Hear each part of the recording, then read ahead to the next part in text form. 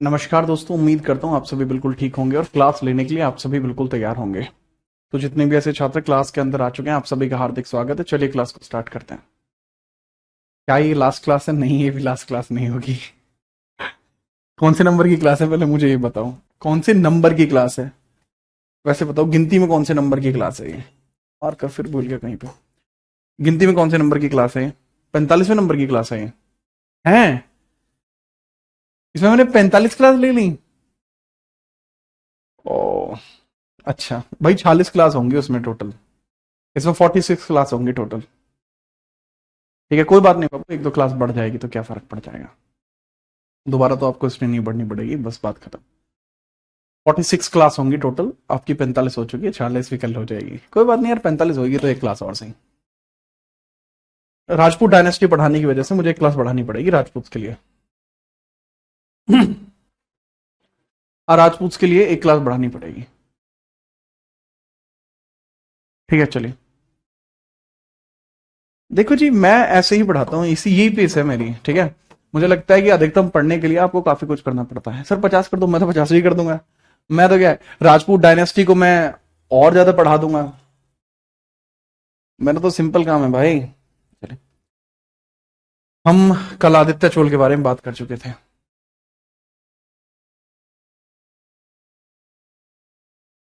Heading डाल लीजिए, आदित्य चोल के बाद नेक्स्ट परातंक प्रथम के बारे में बात करते हैं। परातंक प्रथम, आदित्य चोल के बाद आता है बाबू नेक्स्ट परातंक प्रथम। 907 से 955। ठीक है, परातंक के बारे में अपन पढ़ते हैं, परातंक प्रथम के बारे में।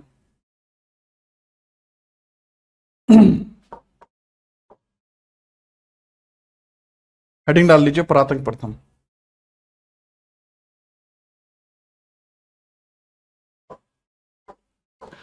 परातंक प्रथम के बारे में बात करते हैं। ठीक है, चलिए। परातंक प्रथम। हाँ, बट आज राजपूत स्टार्ट कर लेंगे। ठीक है, याद रखिए। राजपूत यार सिलेबस में आपके में कम है, इसलिए नहीं पढ़ाता, कोई भी नहीं पढ़ाता राजपूत, मैं पढ़ाता हूं खाली।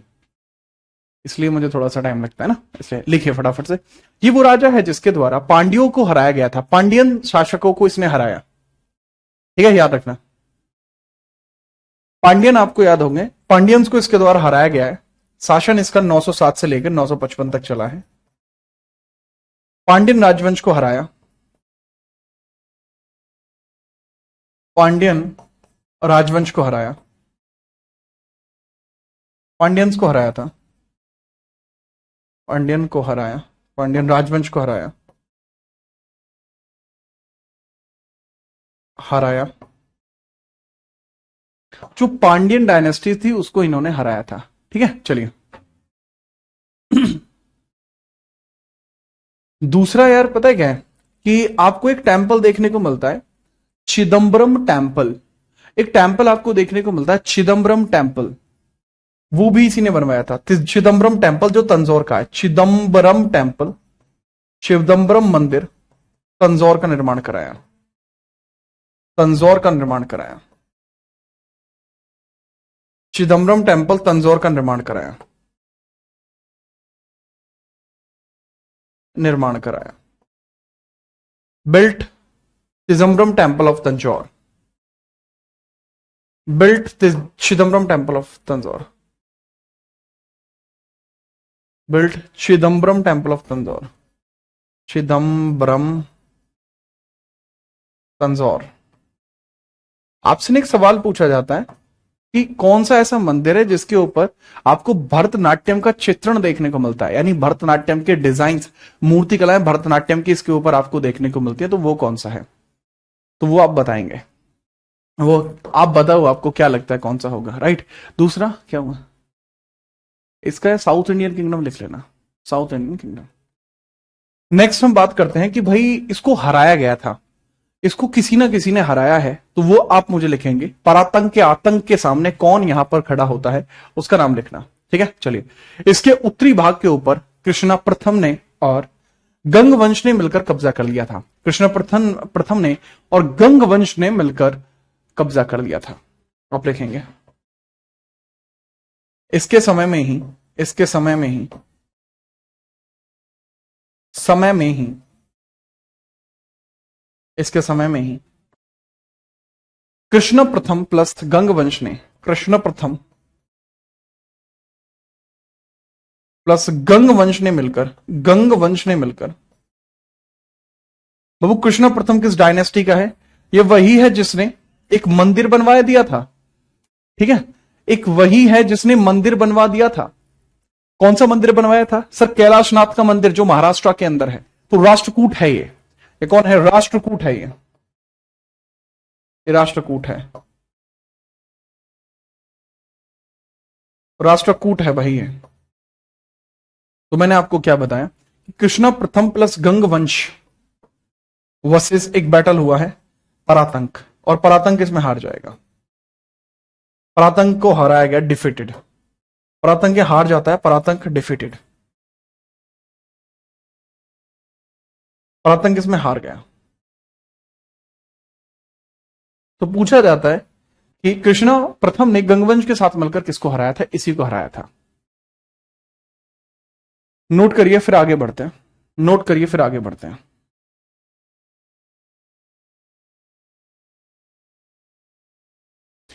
इसके बाद बाबू काफी लंबे समय तक चोल वंश के अंदर कोई बड़ा राजा नहीं आ पाएगा। अभी जो मैंने पूछा था वो चिदम्बरम टेम्पल है, जिसके ऊपर आपको देखने को मिलता है कि भरतनाट्यम के डिजाइन बनाए गए हैं। That is Chidambaram temple. ठीक है सुष्मिता,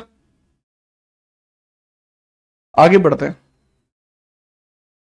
राष्ट्रकूट का था ये, yes he was from Rashtrakuta. Chidambaram temple ही देखने को मिलता है जिस पर भरतनाट्यम का डिजाइन बनाया गया है। ठीक है, भरतनाट्यम का पुराना नाम सादिराट्टम था। आगे बढ़िए।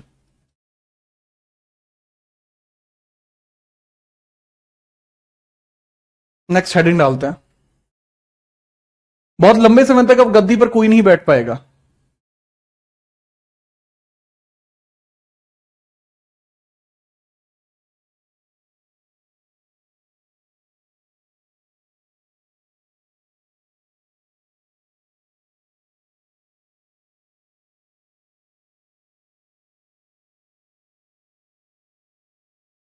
आपको एक रूलर देखने को मिलता है शिव प्रसाद शेखर, वही कर दिया, माना नहीं है, ठीक है कोई नहीं। सर श्रीलंका तक विस्तार किसने किया था? वो आगे आएगा। तो शिव टेम्पल ऑफ कांचीपुरम पर नहीं है, कांचीपुरम शिव मंदिर पर भी है बाबू, चिदम्बरम पर भी है। आगे बढ़िए। अब लगभग 30 साल तक गद्दी पर कोई नहीं बैठेगा। ठीक है, क्यों नहीं बैठेगा? द पॉइंट इज क्योंकि परातंक को हरा दिया। परातंक को किसने? कृष्ण प्रथम और गंगो ने हरा दिया। तो जो भी बैठेगा वो कोई बड़ा इतिहास नहीं दे पाया। राइट, नाम खराब हो गया इनका मार्केट में। अब इनका मार्केट में जो नाम खराब हुआ है उसके बाद यहां पर देखिएगा कौन देखने को मिलता है देन 985 से 1014 तक आता है। नाम है राजा राज प्रथम, राजा राज प्रथम, राजा राज प्रथम आपको देखने को मिलता है, राजा राजा प्रथम आपको देखने को मिलता है। ठीक है, मुझे नहीं लगता कि इसमें आपको कोई समस्या होगी। हेडिंग डाल लीजिए राजा राजा प्रथम। इसको राज प्रथम भी लिखते हैं, लेकिन बोलने का तरीका होता है राजा राजा प्रथम, आप इसको बोलेंगे, राजा राजा प्रथम इसको बोलेंगे। ठीक है, चलिए, या राज राजा बोलेंगे, ऐसा करते हैं, मैं स्पेसिफिक ही बोल देता हूं, राज प्रथम ही आप बोल लीजिए। राज फर्स्ट आप बोल लीजिए। बहुत इंपॉर्टेंट राजा है चोला का, 985 से 1014। भाई जी इसका टेन्योर याद रखना जरूरी है, स्पेसिफिक टेन्योर है 985 से 1014, बार बार पूछा गया, कृपया करके याद रखें। इसका नाम शिव प्रसाद शेखर भी था, इसकी उपाधि शिव प्रसाद शेखर की भी है, उपाधि शिव प्रसाद शेखर भी है, शिव प्रसाद शेखर भी है इसकी उपाधि, शिव प्रसाद Shekhar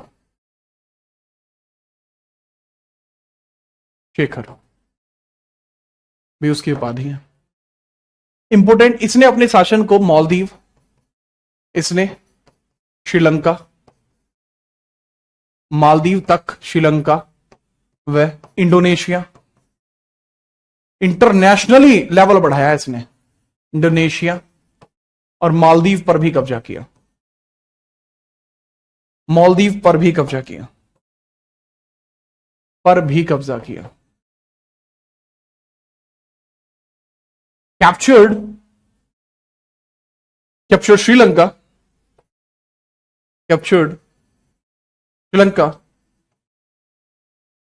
Indonesia and Maldives, and Maldives, and Maldives. ये आपको थोड़ा सा देखने को मिल जाता है कि ये काम इनके द्वारा किया गया है, राइट। इसके बारे में लिखिएगा, इसके बाद लिखिएगा नटराज की जो मूर्ति है, नटराज की जो मूर्ति है ना, चित्ता था वो, हाँ गत चित्ता था भाई गति।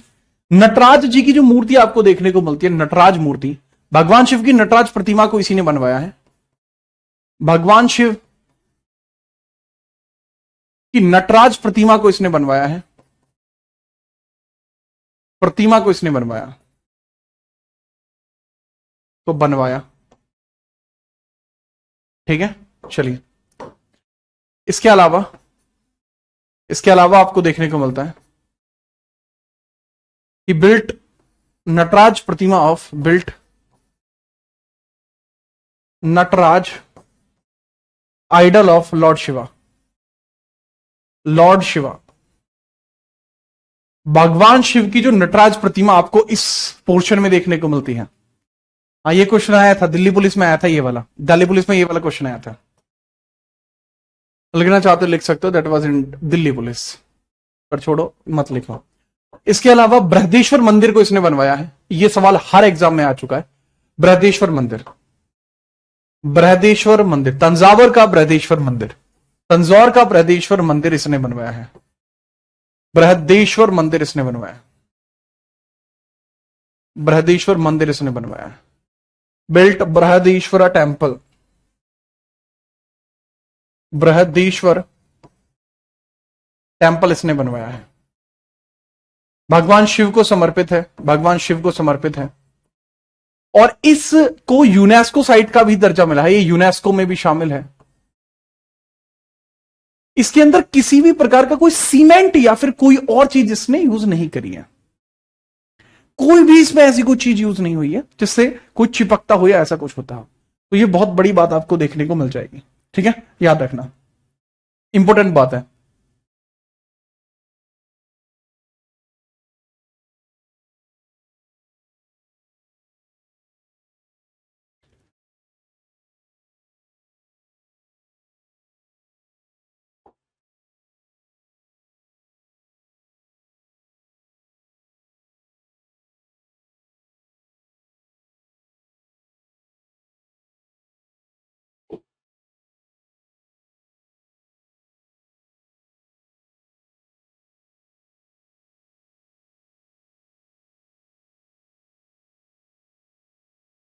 ठीक है बाबू, कहां है? तंजौर के अंदर है। यूनेस्को क्या होता है? यूनेस्को एक वेबसाइट ऑर्गेनाइजेशन है, तंजौर में है। Tanjore that is in Tamil Nadu, Tamil Nadu. मुझे कभी मौका मिलेगा जीवन में घूमने का तो मैं यहां जरूर जाना पसंद करूंगा। नेक्स्ट, पांड्यों को हराया, पांड्य वंश को हराया, पांड्य वंश को हराया, डिफीटेड पांड्यंस, पांड्यंस, पांड्यंस को हराया और एक टाइटल अडॉप्ट करता है, और एक टाइटल अडॉप्ट करता है, पांड्य कुलाशनी, पांड्य कुलाशनी, पांड्य कुलाशनी, और एक टाइटल लेता है पांड्य कुलाशनी, पांड्यन कुलाशनी, कुलाशनी, पांड्यन कुलाशनी।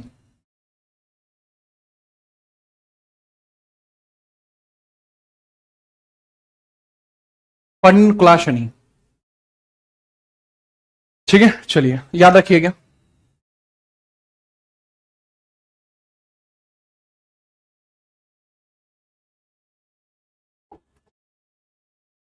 कि 3 मुकुट पहना करता था, उसको मुम्मुडी चोला भी कहा गया है, मुम्मुडी चोला भी कहा गया है। 3 मुकुट पहनता था, 3 मुकुट पहनता था, तो इसको मुम्मुडी चोला भी कहा गया, मुम्मुदी चोला, मुम्मदी चोला, मुम्मदी चोल भी इसको कहा गया, मुम्मडी चोला। मुम्मडी का मतलब क्या होता है? 3 मुकुट पहनने वाला, राइट। चलिए, इसने पहली बार भूमि पैमाइश की प्रयास किया था, भूमि को नापने का प्रयास किया था इसने, ठीक है, याद रखना। भूमि को मापने का प्रयास इसने पहली बार किया था, इंपॉर्टेंट तरीके से।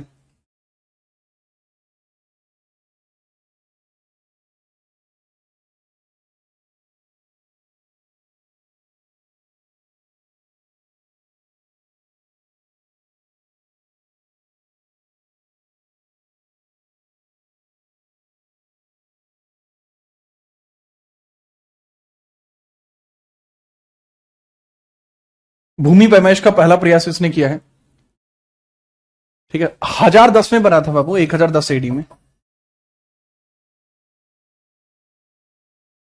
ठीक है। चलो, अब जैसा मैंने बताया, भूमि पैमाइश का प्रयास इसने किया था, पैमाइश का प्रयास प्रयास इसने किया था। Try to measure try to measure tried to measure measure lands, भूमि को मापने का इसने प्रयास किया था, ठीक है। चलिए, जैसे यार आप ये पढ़ोगे ना, आप नॉर्थ इंडिया में आप पढ़ोगे तो उनके बारे में बात करेंगे। अरे इसने पांड्य को हराया था, पांड्य वंश को हराया, इसलिए टाइटल ले लिया पांड्य कुलाशनी। 3 मुकुट पहनता था, मुम्मादी चोला कहलाया, ठीक है। चलिए,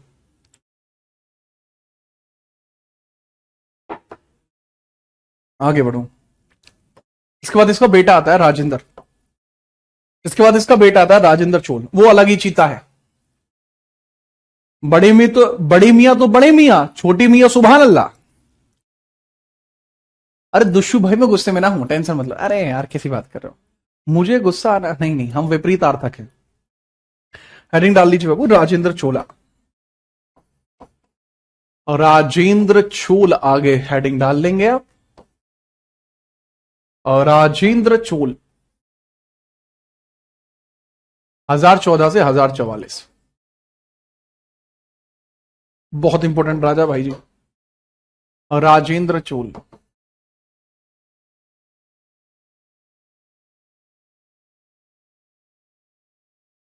चोल आपको देखने को मिल जाएगा, राजेंद्र चोल। चलिए, इसके बारे में चर्चा करते हैं, ठीक है। ये अलग लेवल का आदमी, ये भी तगड़ा आदमी है, राजेंद्र चोल, ठीक है। चलिए,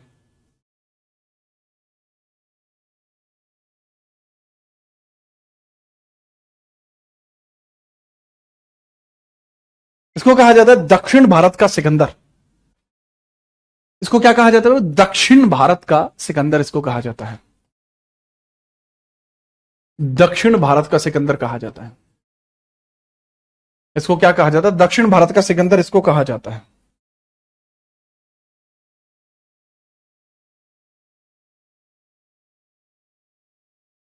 दक्षिण भारत का सिकंदर इसको कहा जाता है। अलेक्जेंडर ऑफ साउथ इंडिया आप इसको कहेंगे, अलेक्जेंडर ऑफ साउथ इंडिया इसको कहा जाता है। इसके अलावा हम बात आगे करते हैं, नेपोलियन ऑफ साउथ इंडिया भी कहा जाएगा, नेपोलियन ऑफ साउथ इंडिया भी कहा जाएगा, दक्षिण भारत का नेपोलियन, भारत का नेपोलियन, नेपोलियन भी कहा जाएगा,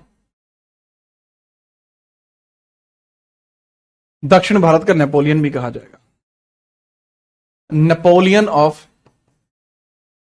south India, Napoleon of south India भी इसको कहा जाएगा कि भाई दक्षिण भारत का नेपोलियन है।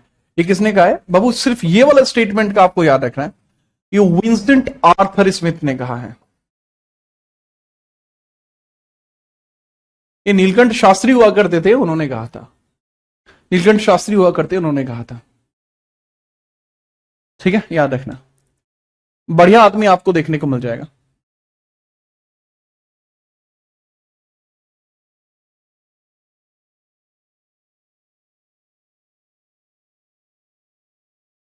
आगे लिखना, पाल वंश के शासक महिपाल को हराया था। पाल वंश शासक महिपाल को हराया। महिपाल को हराया। डिफीटेड महिपाल ऑफ पाला डायनेस्टी। पाला डायनेस्टी। और बाबू इसने एक टाइटल अडॉप्ट किया था, गैंग कोंड चोलपुरम। इसने अपनी कैपिटल बनाई थी, ठीक है। तो उत्तर भारत के राजा को हराने वाला पहला राजा बना था ये। उत्तर भारत के राजा को इसने हराया था। उत्तर भारत में दबदबा इसने बनाया है, दबदबा। दबदबा बनाया। उत्तर भारत में बहुत कम लोग बना पाए हैं दबदबा। या तो पुलकेशिन बना पाया है, ठीक है, चलिए। या तो पुलकेशिन बना पाया, पुलकेशिन द्वितीय, वो हर्ष को हरा के चला गया था इधर गंगा नदी के पास, नर्मदा नदी के पास हरा के चला गया था। ये गंगा नदी के पास हरा के जाता है, किसको भला? पालवंश को। पालवंश बिहार के आसपास ओरिजिनेटेड है ना, इसलिए तो याद रखना, और प्लस प्लस प्लस। तो ही डिफीटेड। तो दबदबा था इसका, ठीक है। इन्फ्लुएंस इन नॉर्थ इंडिया। इन्फ्लुएंस इन नॉर्थ इंडिया। इन नॉर्थ इंडिया।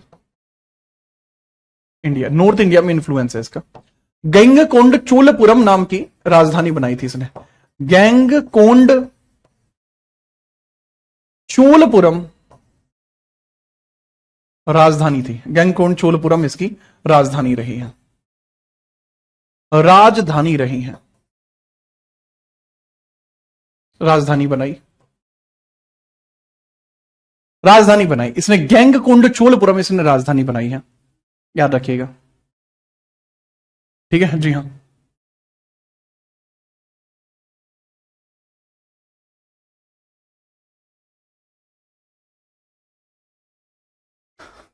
और इसने एक उपाधि भी धारण करी है।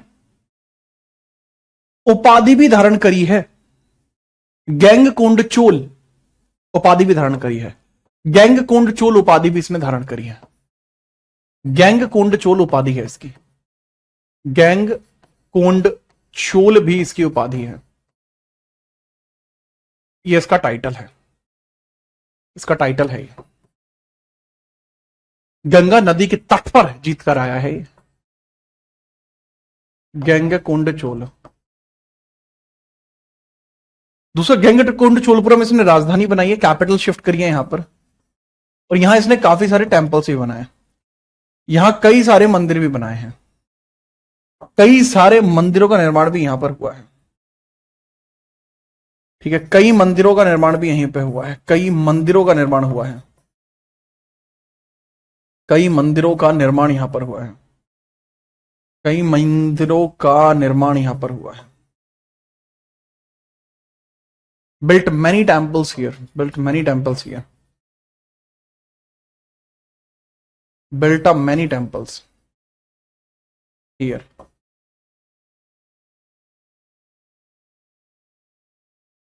Built up many temples here. Built up many temples here. काफी सारे मंदिरों का निर्माण इसने किया है।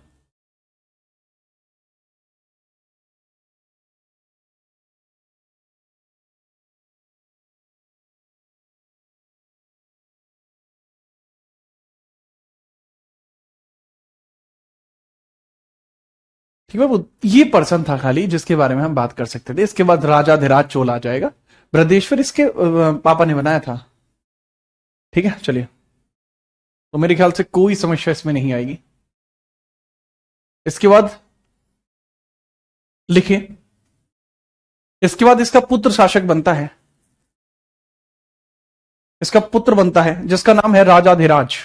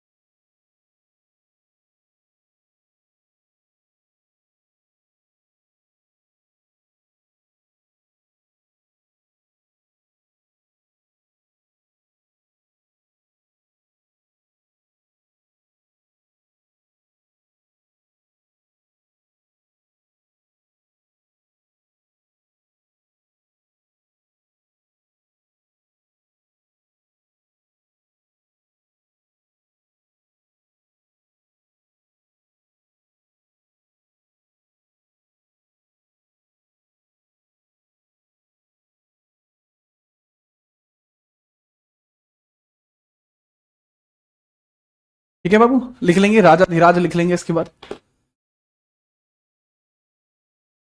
ठीक है चलिए। उत्तराधिकारी राजाधिराज था, 10 साल तक शासन है। सक्सेसर, लेकिन वो बैटल में मारा जाएगा, बैटल ऑफ श्रीलंका में मारा जाएगा वो। और राजाधिराज 1044 से लेकर 1054 तक, 54 तक रहेगा, फिर उसका काम खत्म। ये अंतिम प्रतापी शासक होगा राजाधिराज। राजाधिराज अंतिम प्रतापी शासक है। बट ओवरऑल अगर मैं बात करूंगा, लास्ट रूलर कौन देखने को मिलता है, that is Rajendra Chola third. नाश कर दिया था छोरे ने कति। तो लास्ट रूलर आप देख लेंगे, लास्ट रूलर के बाद कौन होगा, लास्ट रूलर आपको देखने को मिल जाएगा।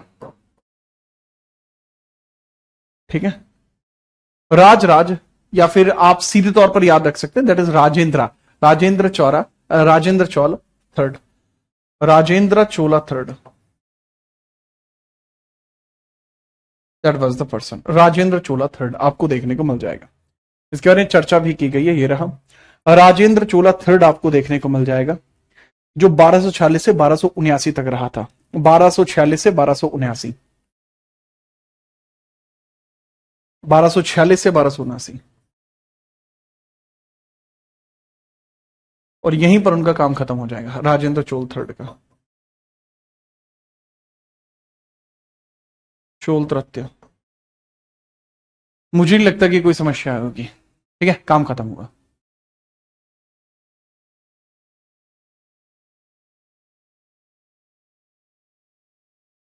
ठीक है चलिए, तो खेल खत्म हो गया इसका। राजेंद्र चोला तृतीय का खेल खत्म यहीं पर होता है। ठीक है चलो, फिर हम आगे बढ़ते हैं और देखते हैं इसके बारे में अन्य जानकारियां। अगले शासक के शासन की बात करते हैं।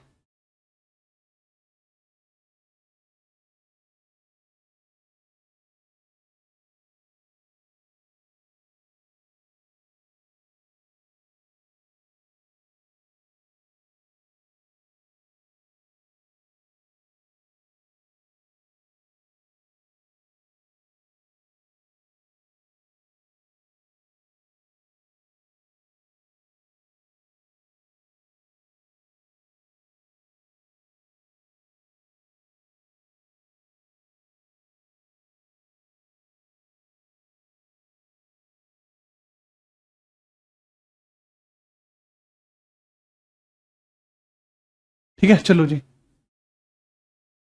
सर ये पार्क कैसे हुआ था, खुद ही हो गया था यार। खेल खत्म हो गया। इसके बाद धीरे धीरे फिर आप देखेंगे कि जो चोला डायनेस्टी वो अपने डिक्लाइन की तरफ आ गई, खेल खत्म हो गया। ठीक है चलो। सर आप सभी सब्जेक्ट में कैसे एक्सपर्ट हैं? यार मैं सभी सब्जेक्ट में एक्सपर्ट नहीं हूं, मैं साइंस नहीं पढ़ाता, राइट, मैं साइंस नहीं पढ़ाता, और मैं ये नहीं कहता कि लाइक आई एम एक्सपर्ट। हाँ, बस कर लेते हैं, काम चल जाता है कभी कभी। है, आप समझिए बाबू, आपको एक डायनेस्टी देखने को मिलती है, चेर डायनेस्टी। तो हेडिंग डालिए चेर डायनेस्टी, चेर वंश। चेर वंश के बारे में आपको ज्यादा नहीं पता होना चाहिए। Chera dynasty, Chera dynasty, Chera dynasty है। और पांड्यन भी देख लेंगे, चेर डायनेस्टी के बाद पांड्यन भी देख लेंगे। यार हिस्ट्री की किताब में टाइम लगेगा, उससे पहले स्टैटिक आ जाएगी। चेर डायनेस्टी के बारे में लिख लेना, केरल व तमिलनाडु का हिस्सा है ये, और इसका पुराना नाम चेर था, बस इसलिए आपको देखने को मिलता है। केरल का ही पुराना नाम चेर है। ठीक है, केरल का ही पुराना नाम चेर है, old name of Kerala, Kerala, Kerala का ही पुराना नाम चेर है। ठीक है, तो ये इसकी लोकेशन क्या है, इस डायनेस्टी की लोकेशन क्या है? तो डायनेस्टी है, इसकी लोकेशन कहां पर है बाबू? लोकेशन दक्षिण भारत में। आपको जो एरिया देखने को मिलता है ना, जो आपको केरल का और तमिलनाडु के आसपास का एरिया है, केरल तमिलनाडु के आसपास का एरिया, तमिलनाडु के आसपास का जो एरिया है वो आपको देखने को मिलता है। बाबू इन डायनेस्टियों से सवाल नहीं बनते, बहुत छोटी छोटी बातें बनती हैं, बहुत छोटी छोटी बातें बनती है। जैसे पूछ सकता है कि इनका राज के चिन्ह क्या था, राज के चिन्ह क्या था, या फिर इनकी कैपिटल क्या है, तोंडी कैपिटल थी, तोंडी वंजी कैपिटल को बोलते हैं, इनकी कैपिटल है तोंडी,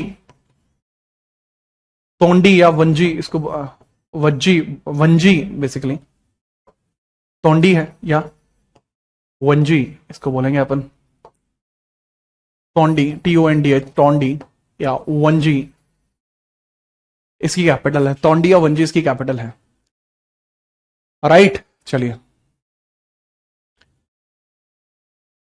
और इसके अलावा उथियन चिरल अथान, उथियन चिराल अथान, उथियन चिरल अथान, उथियन चिराल अथान, उथियन चिरल अथान,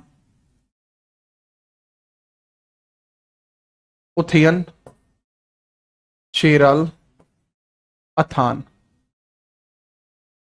अथान।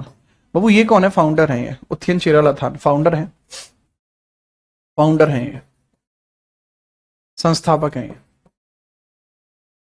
पूछा जा सकता है इनका राजकीय चिन्ह क्या था, लिखिए। राजकीय चिन्ह था धनुष, बो एंड एरो, धनुष, धनुष आपको देखने को मिल जाएगा राजकीय चिन्ह, राज चिन्ह धनुष देखने को मिल जाएगा, धनुष, बो, बो धनुष देखने को मिल जाएगा। नोट करिए, आगे बढ़ते हैं।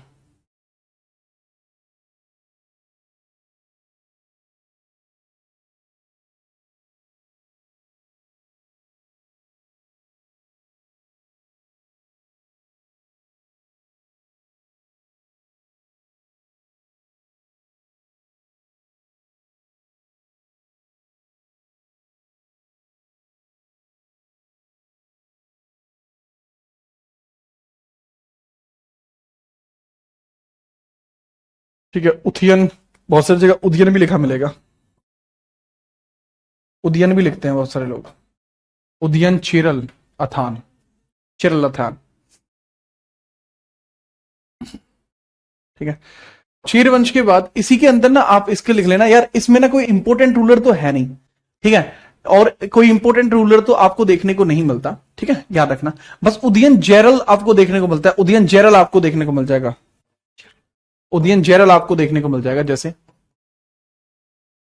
उदयन, उदयन जैरल आपको देखने को मिल जाएगा,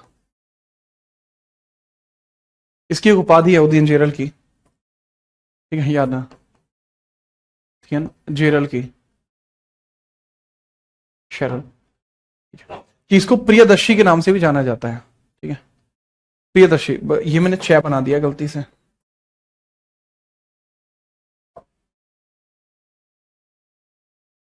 चिरल, चिरल, तो जेरल लिखा जाता है हिंदी में, जेरल, आंखें ऊपर ये लगता है, ठीक है, तो इसके बारे में इसको प्रियदर्शी भी कहा जाता है, प्रियदर्शी इसकी उपाधि है, पर ये जरूरी नहीं है, जरा सा भी जरूरी नहीं है, प्रियदर्शी इसका टाइटल है, famous in, famous in Sri Lanka, Sri Lanka में फेमस था, बस लोग यहाँ इंडिया में फेमस नहीं हो रहे, श्रीलंका में फेमस था, जलवा है इसका।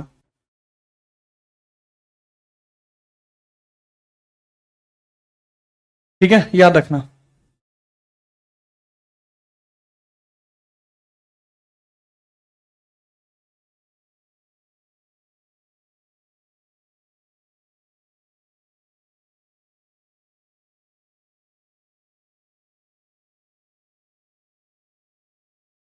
मांदर इंपोराई आपको देखने को मिलता है, मांदर इंपोराई, मांदर इंपोराई लास्ट रूलर है मांदर इंपोराई। बाबू मैंने बताया जरूरी नहीं है, आप इसको छोड़ सकते हैं, मांदर इंपोराई, मैं छोड़ना नहीं चाहता, बस बात यह है, मांदर इंपोराई, ये याद कर लेना कि भाई ये लास्ट रूलर है, मांदर इंपोराई लास्ट रूलर।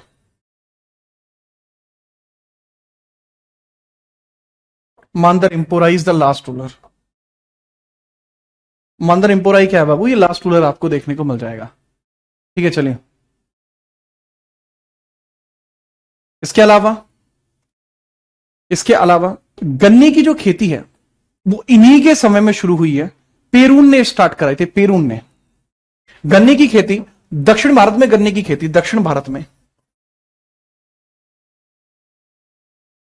गन्ने की खेती पेरून ने शुरू कराई। गन्ने की खेती पेरून जेरल ने स्टार्ट कराई थी, पेरून जेरल ने स्टार्ट कराई, जेरल द्वारा प्रारंभ हुई, जो इसी वंश का शासक है। पेरून जेरल आपको देखने को मिल जाएगा। एक बच्चा बार बार पूछ रहा है इसलिए मुझे बताना पड़ रहा है, मैं नहीं बताता इस फैक्ट को क्योंकि ये जरूरी मुझे लगता नहीं है। दिस इज नॉट वेरीफाइड, ये फैक्ट बहुत ही रेयर आपको देखने को मिलता है, ये अनसर्टेन है, अनिश्चित है। ये हमें नहीं पता कि ये सही है नहीं, कुछ इतिहासकारों के लिखने से इतिहास नहीं बदलते।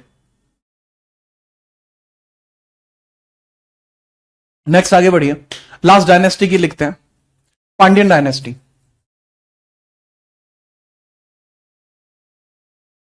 कोरकई के पांड्यन, कोरकई के पांड्यन, कोरकई के पांड्य बोलते हैं, पांड्यन बोलते हैं, कोरकई के पांड्य आपको देखने को मिल जाएंगे। कोरकई के पांड्य, बिना परेशानी के बात करते हैं।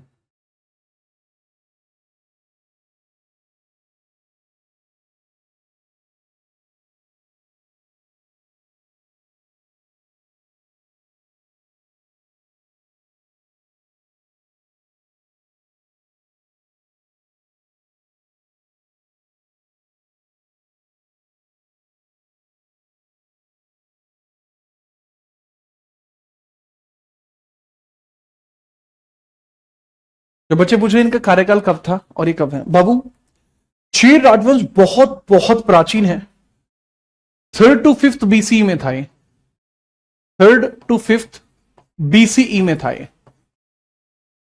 3rd to 5th century BCE, चुरी बीसी। ठीक है, हाँ ये 300 से लेकर 500 जो बीसी था उस टाइम का, ये बहुत पुराना है। हिस्ट्री के सबसे मजबूत यार, ऐसे हम नहीं कह सकते, कई सारे फैक्टर मैटर करते हैं। पांड्यन देख लीजिए बाबू लास्ट, इसके बाद राजपूत बचेंगे, उनको हम कल करेंगे। पांड्यन डायनेस्टी, पांड्यन डायनेस्टी, पांड्यन आपको देखने को मिल जाएंगे। बाबू पांड्यन डायनेस्टी का जो प्रतीक चिन्ह था वो मछली था, प्रतीक चिन्ह जो था, प्रतीक चिन्ह जो था वो मछली था, मछली। और मछली एक्वेरिस, एक्वेरिस, एक्वेरिस, एक्वेरिस फिश कह सकते हैं, फिश जलीय जीव या फिश। एक्वेरिश का मतलब होता है जलीय जीव या फिश था। कैपिटल क्या है पांड्यंस की, है तो मदुरै, और राजधानी क्या है इनकी, है तो मदुरै, लेकिन मदुरै से पहले इनकी कैपिटल कुछ और हुआ करती थी, याद रखिएगा।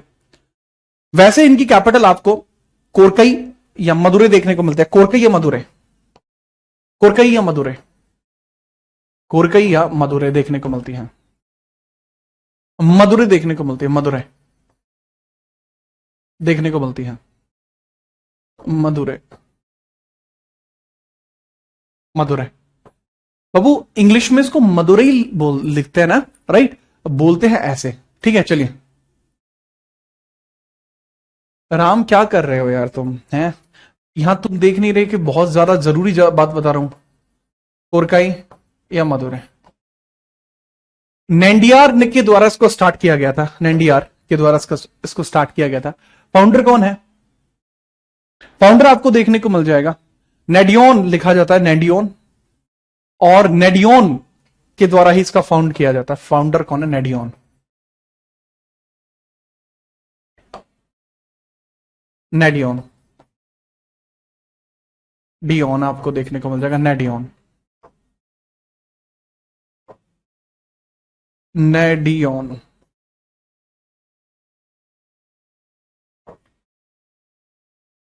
नेडियोन आपको देखने को मिल जाएगा। नेडियोन इसका फाउंडर है। नेडियोन इसका फाउंडर है। सर आपने पोनियन सेल्वन मूवी देखी है? यार मैंने पोनियन सेल्वन मूवी नहीं देखी, लेकिन वो चोला डायनेस्टी पे है ना, वही वाली मूवी ना? अरे बहुत तगड़ी मूवी है ऐश्वर्या राय की, पर मैंने देखी नहीं है। ठीक है चलिए। ये समुद्र पूजा स्टार्ट करवाता है, समुद्र पूजा स्टार्ट करता है, इनिशिएटेड समुद्र पूजा, इनिशिएटेड सी वॉरशिप। समुद्र पूजा इसने प्रारंभ कराई है, समुद्र पूजा प्रारंभ कराई है इसने, पूजा इसने प्रारंभ कराई है, समुद्र पूजा इसने प्रारंभ कराई। ये कितना पुराना शासक होगा कोई बताओ, कितना पुराना शासक आपको लग रहा है? फटाफट बताओ।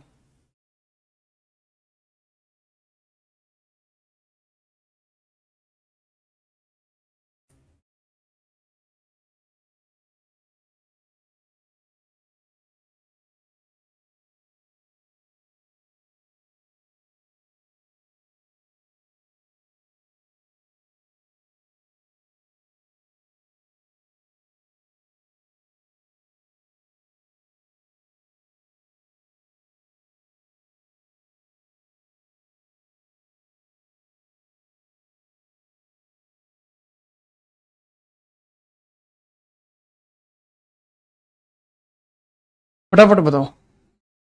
तो 700 से 800 बीसी के आसपास होगा। अबे तो राहुल ज्यादा ना फेंक रहा है, इतना पहले कैसे हो जाएगा? हम भाई तो थोड़ी बहुत सोचे सोचे की बात करे करो कि हाँ मैं भी मानू थोड़ा बहुत, ठीक है। एक कह रहा 10,000 बीसी, मैंने पूछ ली भाई, मैं समझ गया अब तुम्हारा लेवल। लगभग 270 बीसी के पास यह शासक था, लगभग 270 बीसी के आसपास यह शासक था, बीसीई के आसपास यह शासक था। परंतु यह जो वंश है ये बहुत लंबे समय रहा है। इसी वजह से नेडियोन जो है, जो यार राइटर था अपना मैगस्थनीज, मैगस्थनीज भी इनकी जानकारी देता है, मैगस्थनीज भी इनकी जानकारी देता है, इनकी जानकारी देता है।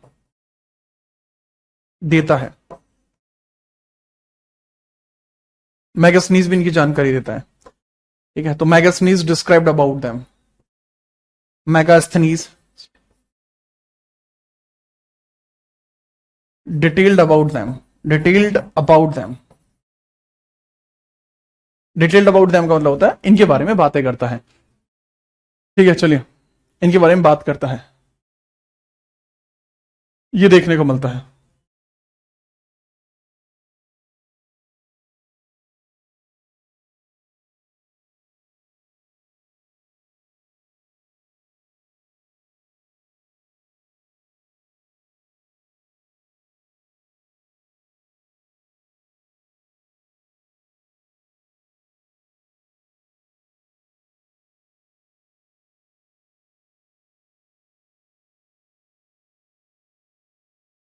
अब इस वंश का अंत जो होता है वो तो बहुत बाद में हुआ है, पर इस प्रभावी वंश का जो अंत होता है वो समझिए।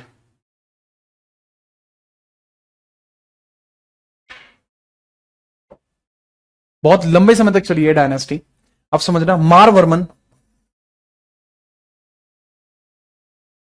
एक रूलर आपको देखने को मिलेगा, मारवर्मन। मारवर्मन का जो पूरा नाम था मारवर्मन सुंदर पांड्यन द्वितीय, मारवर्मन सुंदर पांड्यन द्वितीय, सुंदर पांड्यन द्वितीय, द्वितीय 1323 में हारता है। इसको ये लास्ट रूलर के तौर पर जाना जाता है, लास्ट रूलर के तौर पर जाना जाता है। और इसको किसने हराया था? He was defeated by Malik Kafur, Malik Kafur 1323, 1323 के आसपास ये मलिक कफूर के द्वारा हराया जाता है, मलिक कफूर के द्वारा हराया जाता है, ठीक है जी हां। बिना परेशानी के लिख लीजिए।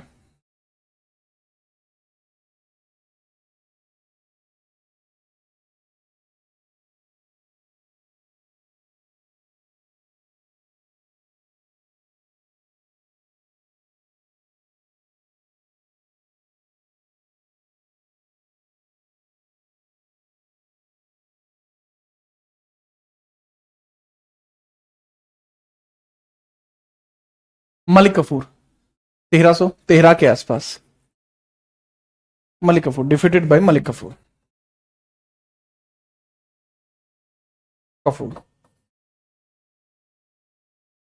लास्ट रूलर है। ठीक है, चलिए।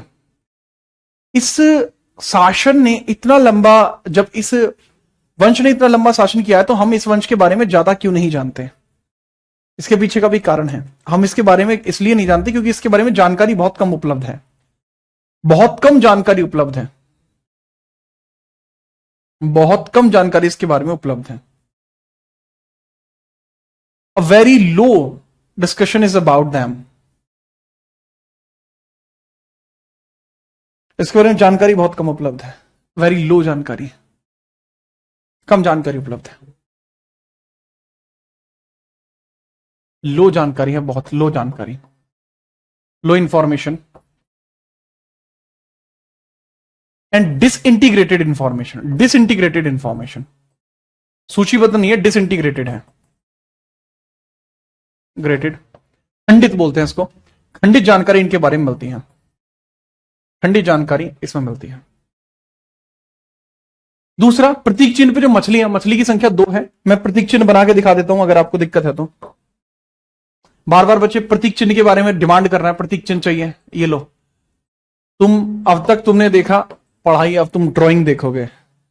हटो, देखो तुम, देख भाई मछली बनी हुई है 2 ऐसे करके, ठीक है। ऐसे मछली बनी है 1, इसके ऐसे ऐसे पंख है ना। अब दूसरी मछली बनेगी, हाँ ये दूसरी मछली ऐसी बनी हुई है एक्चुअल। तो ऐसी 2 मछलियां हैं, ये इनका प्रतीक चिन्ह है। यार इनके बारे में जानकारी हमें डिसइंटीग्रेटेड मिलती है, यानी खंडित मिलती है, यानी ठीक नहीं मिलती। इस वजह से इनके बारे में हमें इतना नहीं पता। मलिक कफूर मेडाइवल वाला, हाँ जी मलिक कफूर मेडाइवल वाला वही है ये। सर ये यूपी गवर्नमेंट का। अब यूपी गवर्नमेंट में ऐसे है मछली, इसमें ऐसे है मछली। इन्होंने कोई टेंपल नहीं बनवाया, इन्होंने कोई बड़ा टेंपल नहीं बनवाया। सर ये शो ऑफ नहीं करते थे ये कौन था ठीक है, हाँ। अब पीले रंग की है मछली, हाँ एक्चुअल में पीले है। ये जिंदा है दोनों, हाँ पानी में है। ये मछली और मछला है, क्या बात है। तो बाबू ये बेसिकली इतना रहने वाला है, ठीक है। तो कल हम बात करेंगे राजपूत डायनेस्टी के बारे में। यहाँ पे कंप्लीट है, वैसे तो हिस्ट्री यहाँ पे खत्म हो जाती है, यहीं पे कंप्लीट मान लेते हैं, एंशिएंट हिस्ट्री को कंप्लीट मान लेते हैं। लेकिन कल हम राजपूत डायनेस्टी के बारे में बात करेंगे राजपूत का ओरिजिन कैसे हुआ। लोग कहते हैं कि यज्ञ में से राजपूतों का उदय हुआ था।